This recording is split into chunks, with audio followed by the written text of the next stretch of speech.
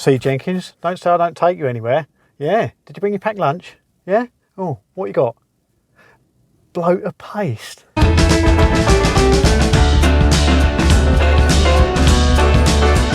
Oh, you horrible boy.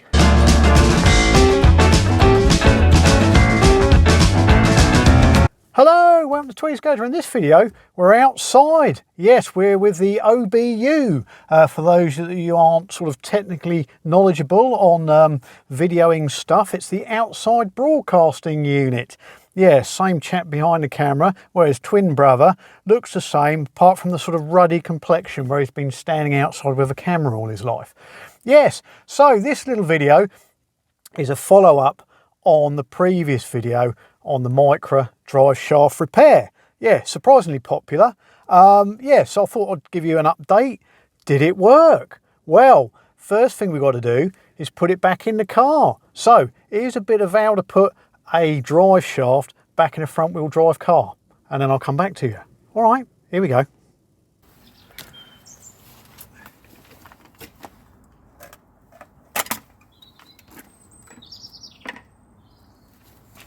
First step, loosen the wheel nuts before we jack it up, and undoing the lock nut first by hand rather than with a impact driver, because we don't want to damage it. So off we go. 21.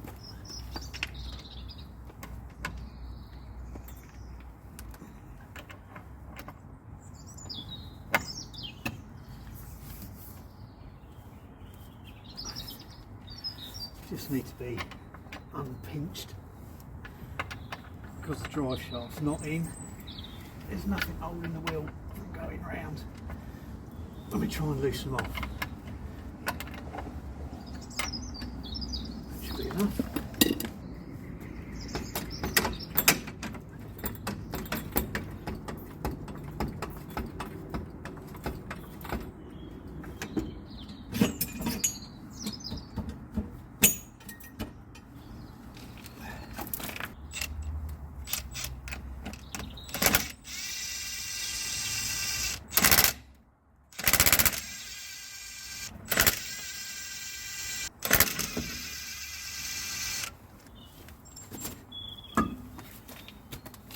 Right, that's where the drive shaft's got to go back in, from there to here. And what we need to do is we need to swing this out to give us enough clearance to slide it over the drive shaft. Two ways of doing it. We either undo bottom ball joint there, or sometimes easier than damaging your ball joint is to undo it from here, from your bottom of your shock absorber. You may need to scribe around it, not so much now, but I think Renault and Alfa Romeo went through a phase of your steering camber had to be checked after changing anything on the bottom of the shock mounts, because the holes were slotted rather than round. But as you can see, yeah, ignore the rust, that's from the drive shaft. It's got new lower wishbones that I put on recently, and new lower ball joints, so I think that should just pop out and we can swing the hub away to get the drive shaft in.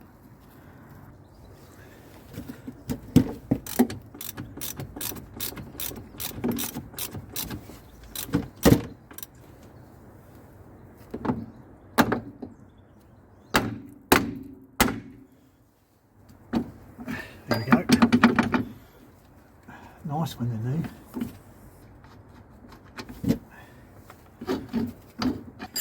And that allows us to move this around, get the drive shaft in. So this is the end to go in the gearbox.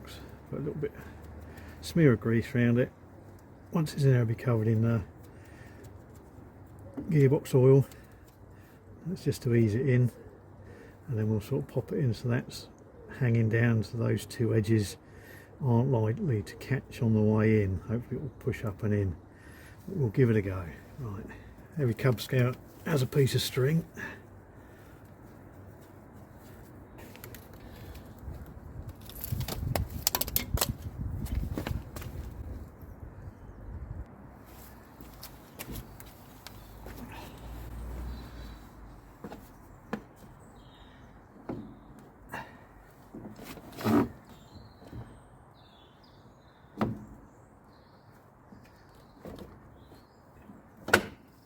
go. That's not coming out again. That was easy. Right, nut off of there. Get some grease for the spline there.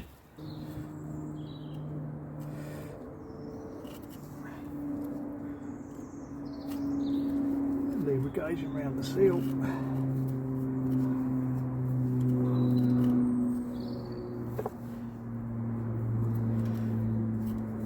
Around the thread.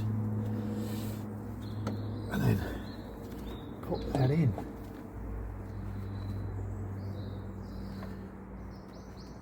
Make sure we don't chew the seal up.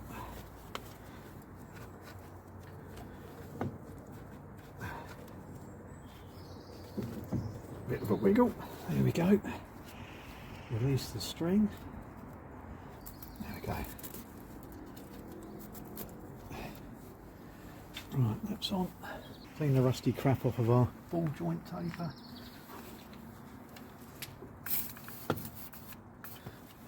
Grease to make it easier. The next guy, 25 years.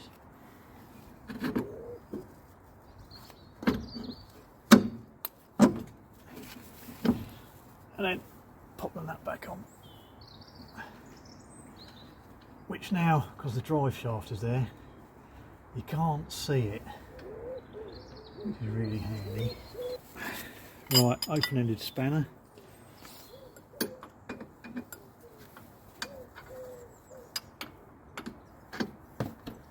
I'll be back with you in a while. I think that'll do it.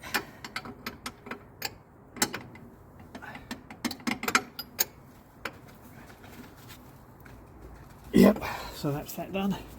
All back together.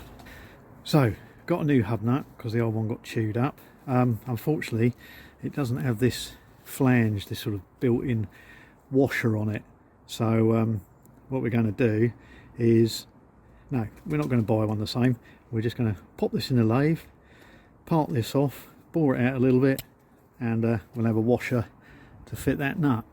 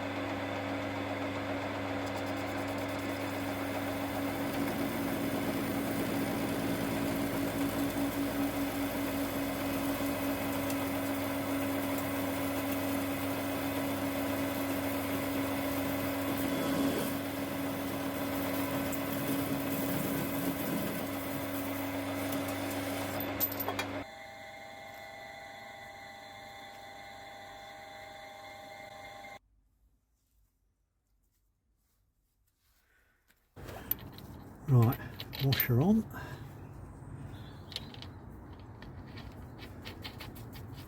Nut on. Like so. Pop the gearbox in park, and that's a good sign. The wheel's not turning. So it's connected in the gearbox, because when I put park on before, it wouldn't work. So progress.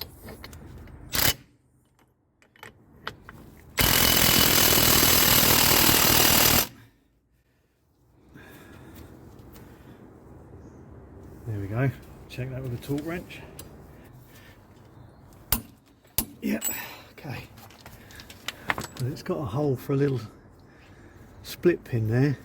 I'm going to put one in just to stop that wandering off. The previous nut wasn't castellated. Let's clean that greasy fingerprints off. wheel back on.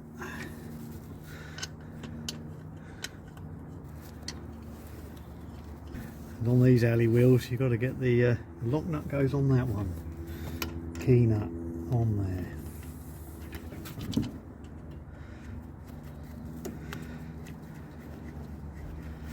And then we'll set the dugger to low. Lowest setting, just to whiz them on.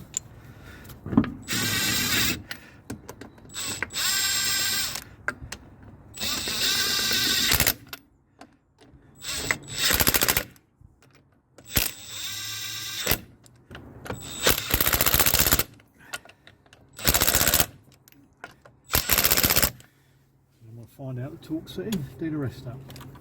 Right, I didn't press play, but apparently Internet of Things says 75 foot-pounds, about 108 Newton meters. I've done them already, but there you go. Just so you know what it sounds like. We've done the lock nut up as well, but I'm not doing it again. Don't like wearing those things out. And then pop the hubcap back on. That goes there.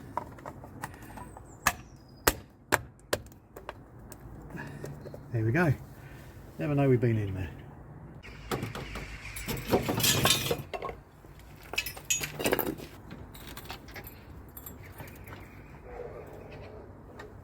Okay, next thing to do is, before we fire it up, is get the rust out of there. Get that out. Don't get that paint once the battery's out. Yeah, I think we'll do that. Just splosh some paint on there, save that. Just need to check the transmission oil, which is down here, because it did lose a bit.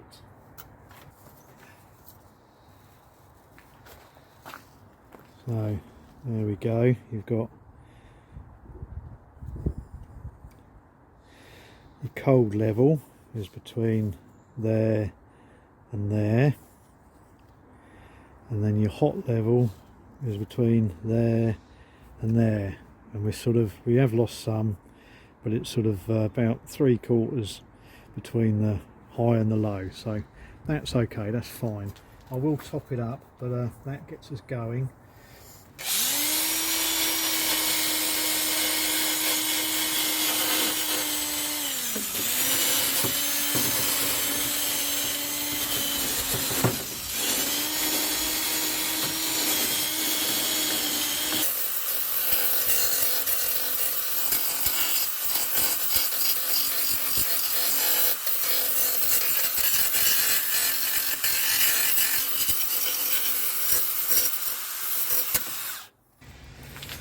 Quality paintbrush.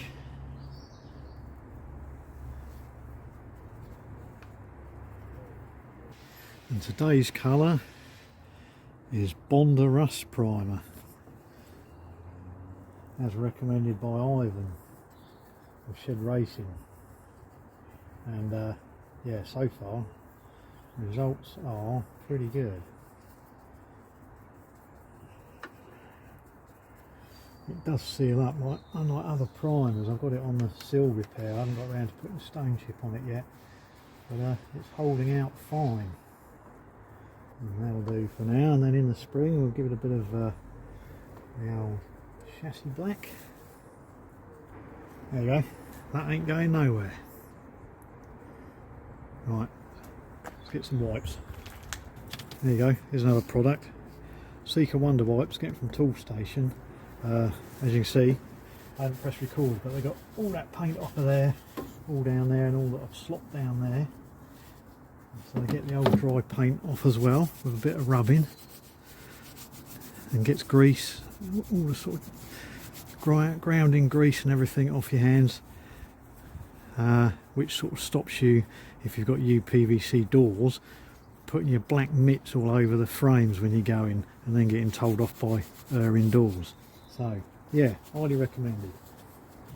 And the last little job whilst I'm in here, waiting for the battery to charge, is try and improve this horn. I don't know if it's a bad earth, but it's the most pathetic horn you've ever heard. So we'll clean the contacts up, clean the earth up, see if that improves matters. maybe put 12 volts on in the workshop. It's a Bosch one, you know, quality. Just give it a polish, maybe it'll perk up a bit.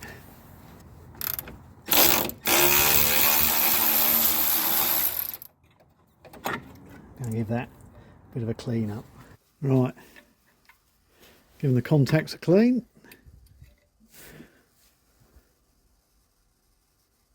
Hey, hey! Hey, hey! That'll do.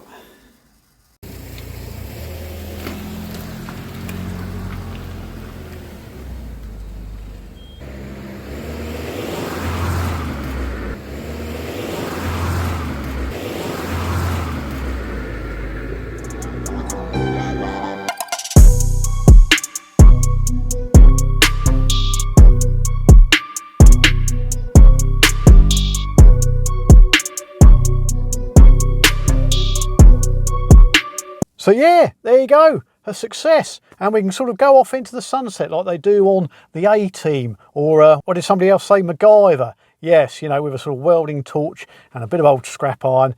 We're on the road, we've busted out the shed, we've headed towards the airport to get away, or in our case on Saturday to Marks and Spencer's to do the shopping and then return. Yes, so, you know, in TV world, it was a successful mission. But yeah, unfortunately, Dottie, my daughter, drives this car, and also Wattie, the wife, does as well. So, you know, it's got to be right. I mean, if it breaks, again, I'll know, and, you know, I can sort of sort it out. But I needed to drive it like my daughter drives it. So, put it in sports mode, put it into drive, and floor it.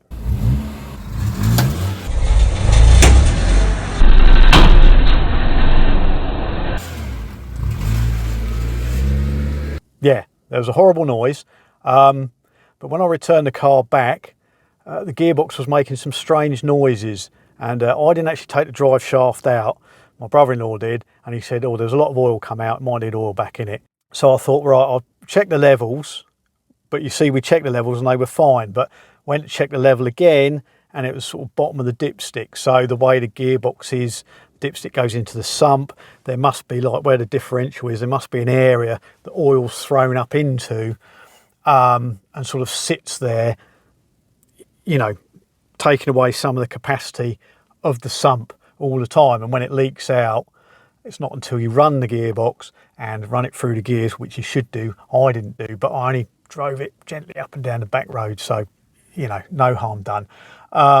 Just to make the pump the oil around everywhere where it's meant to go before you check the level again. So put some oil in because it was making some funny noises, and it did drive back. It made that funny noise. Looked at the drive shaft, couldn't see any problem with it. So just put it down to the oil level being low and possibly it jumping out of gear for some reason. You know, sort of, they are a mystery. Slush boxes, what goes on inside them, but you know, if oil levels are low, things don't engage properly and jump out. So thought it might be that. So topped all the oil up, seemed to be fine, drove fine. As I said, we went shopping on Saturday morning. It was driving quite nicely until I had to pull away a bit quickly from a roundabout, and then no noise like that, no bang, but it was as though the clutch was slipping, which I thought was odd. You know, then you worry that you run the oil level down and that kind of thing. So anyway, took it gently, managed to go do the shopping, get shopping in, get back home, all fine.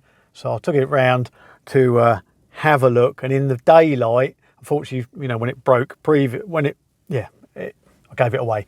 Yeah, the weld had snapped. So that was me trying to get it to look exactly like it was before I'd taken it apart, and I'd probably been a little bit hopeful with the thickness of the welds that were holding it. But in my defence, the push fit of the stubs held together. It held it all together, and actually I think it spun around a bit and might have welded itself in there because the sort of metal that it's in has sort of swollen up a little bit, as you can see. So I was going to weld it up again. but my MIG gas ran out, and then I went to use my TIG welder, and it had been playing up a bit when I've been doing aluminium, but I thought that was just aluminium and me, you know, not being 100% au fait with it. But yeah, it just kept playing up, arcing all over the shop. And I think it sort of told me that, and I just couldn't get on with it anymore. So I sort of decided to get some new gas for the MIG and get the TIG welder sorted. I think it's still under warranty. But I decided, no, if the daughter's going to drive it and the wife's going to drive it, it's got to be right. So some of you suggested eBay. I had looked on eBay before, had a good old search, couldn't find anything. So I had to check out of part numbers again. I picked up 2 part numbers, the one that's obsolete, and then another one which I think is the same drive shaft, but it doesn't have the ABS ring on it. So I had a look on eBay, found a company that does single drive shafts. Couldn't find a single drive shaft that fitted, but found they had a pair of Micra drive shafts that allegedly fitted CVT gearboxes and ABS and 1.4 and the years of the car. You can only buy them as a pair, but I think there was a tenner off. I think I got them for 70 quid for a pair of drive shafts with all the CV joints on and everything, and a 2-year guarantee. So yeah, you can't go wrong, can you? And I thought, at least if one of the ends was wrong, as other people suggested, you know, just knock off whatever spline end is wrong on whichever CV joint and pop that onto the new shaft. I would have done it previously, but it was such a grey area with the drive shafts. You know, you can't order a drive shaft, take it apart, and hope that the splines on the drive shaft piece are the same as the one you want to replace. I'm sure they are, sure there's a standard. I'm sure those drive shafts are just sort of made with the same amount of splines and just different lengths. So yeah, that was an option, but got the new one, measured all the diameters, counted all the splines. That all looked okay. The only thing that didn't was the ring for the ABS looked a lot bigger on the new one, but it was just an optical illusion because the old one was rusty and it sort of, you know, weathered away a little bit. It looked smaller than it actually was. So measured the diameter, spot on, counted the amount of ridges that the sensor picked up, and it had the same number of ridges. So yeah, so I popped it in, done it all up like I showed you earlier, got it down to a fine art. I think I can do it in 10 minutes. You know, pop it in, tighten it up, do the wheel nuts up. Did put a split pin on before anybody says. Didn't show it in the first one because I thought I might have to take it apart again, which did. Yeah, but no, as you can see, all goes quite well.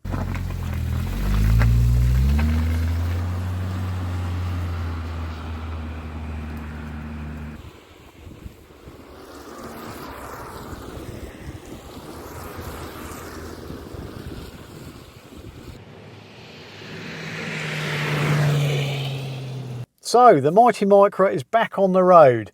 So anybody wants to know what the sport mode is, yeah, for those who don't know, it actually sort of engages 400 brake horsepower. Yeah, well, it does when my daughter's driving. That's why it shears the drive shaft off. Yeah, okay, yeah. Anyway, bit of a different one. Hope you liked it, hope you enjoyed it. You know, let us know and we'll see you in the next one. All right, cheerio. Right, Jenkins, what have you done with the keys? Oh.